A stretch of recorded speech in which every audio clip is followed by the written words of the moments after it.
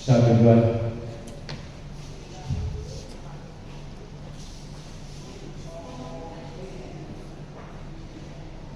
Dalam peringatan Hari Pahlawan tahun 2023 ini, selain kami mengangkat sejarah hidup Kiai Haji Abbas dari Bunda Pesantren, kami juga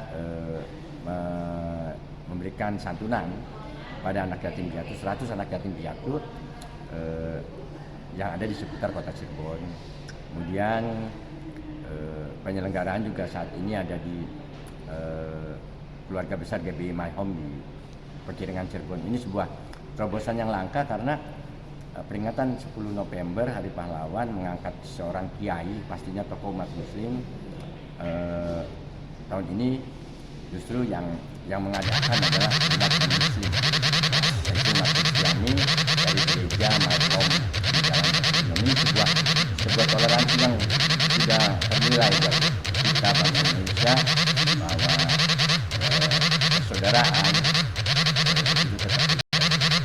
Akan narasumber yang pastinya dari keluarga besar Bunda Pesantren, Kiai Abbas saat itu adalah seorang kiai muda yang berjiwa sangat patriot, ya, nasional, dan dia berjuang untuk kemerdekaan Indonesia. Dan Kiai Abbas adalah pemuda yang brilian, yang punya strategi matang dan menjadi tolok ukur bagi pejuang-pejuang. Ternyata Kiai Abbas itu selain menjadi pengasuh di Pondok Pesantren Buntet pada tahun 40-45 itu adalah menjalin komunikasi dengan para gerilyawan yang ada di Pulau Jawa. Sehingga ketika penyerangan 10 November pun para gerilyawan di seputar Jawa Tengah, Jawa Timur pun mendengar akan adanya satu gerakan yang dipimpin oleh Kiai Abbas, dan mereka berkumpul dan sama-sama ke Surabaya. Kalau tidak ada komunikasi sebelumnya, Kiai Abbas ini tidak menjalin komunikasi dengan para pejuang-pejuang, dengan para gerilyawan, saya kira 10 November tidak berhasil. Nah, jadi kami menyimpulkan bahwa Kiai Abbas adalah sosok seorang kiai muda yang membeling, ya, yang berjiwa patriot dan pemimpin selain pemimpin umat, pemimpin santri, juga seorang pemimpin pasukan, karena beliau juga Panglima Tinggi Laskar 10. Tanpa mengesampingkan, pastinya mengumpulkan data-data, ya. Tim Macan Ali bekerja sama dengan Forum Lingkungan Hidup dan Budaya dan Yayasan Kasih Generasi Bangsa mencoba mendatangi keluarga Kiai Abbas yang ada di Bunda Pesantren. Dan dari sumber-sumber itulah akhirnya kami menyimpulkan bahwa beliau adalah putra Cirebon yang punya andil besar ke kancah internasional, karena penyerangan 10 November di Surabaya itu menjadi sorotan dunia karena ada seorang jenderal sekutu, yaitu Jenderal Malabi, yang sampai terbunuh oleh pasukan atau oleh para pejuang Indonesia. Yang kami baca dan beberapa narasumber dari keturunannya Kiai Abbas yang ada di Buntet, bahwa Kiai Abbas membawa pasukan Hizbullah dari beberapa pesantren dari Cirebon dan pesantren-pesantren yang dilalui saat menyerang Surabaya, misalnya seperti di Rembang, Kudus, Tuban. Beliau juga membawa pasukan-pasukan santri. Keterlibatan Kiai Abbas sebagai Panglima Hizbullah yang menentukan tanggal dan waktu untuk penyerangan 10 November di Surabaya itu tidak menyampingkan para pejuang yang lain, misalnya dengan adanya Tomo dan lain-lain, tidak.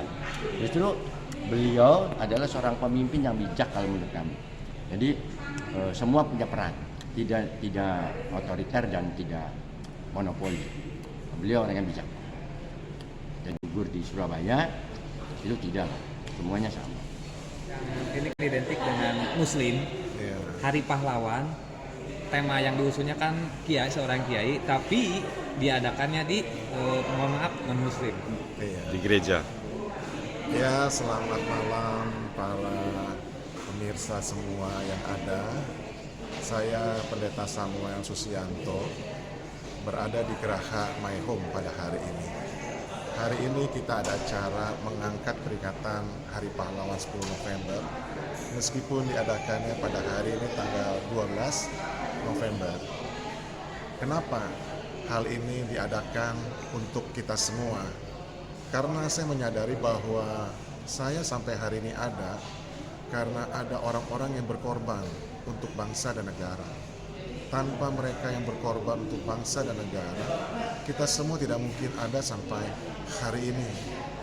Saya kemudian bertanya, dari Cirebon ini pahlawan yang untuk berkorban di hari pahlawan ini, yang berkorban untuk bangsa dan negara, siapa?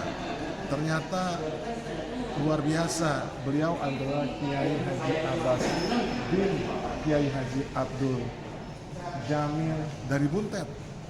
Nah, di situ saya merasakan luar biasa. Kami sebagai manusia ciptaan Allah tentunya harus mempunyai kesatuan bersama, satu hati sebagai anak bangsa. Meskipun berbeda kepercayaan, tapi kami bersaudara karena kami adalah ciptaan Tuhan. Jadi acara ini sebenarnya untuk kita bersama sebagai penerus bangsa ini untuk Indonesia jaya. Sebab Indonesia dasarnya adalah negara Bhinneka Tunggal Ika dan dasarnya Indonesia adalah hidup dalam perdamaian. Itu saja, biarlah hari ini merupakan hari kita bersama-sama dari setiap suku, dari setiap bahasa, dan dari setiap agama yang ada. Demikian, selamat malam. Si muda, kita harus mencontoh melihat bagaimana para pejuang berani memperjuangkan yang namanya persatuan. Tidak memandang beda suku, tidak memandang beda agama. Satu tujuan, yaitu untuk bangsa dan negara Indonesia. Biarlah itu kita teruskan cita-cita sampai menuju kepada Indonesia jaya. Kita percaya Indonesia banyak tambang, Indonesia kaya akan mineral, Indonesia kaya semuanya. Pasti Indonesia akan bangkit menjadi negara yang maju. Suatu saat Indonesia pasti menjadi negara yang maju. Ayo generasi muda, kita bangkit bersama-sama dalam kesatuan negara Republik Indonesia.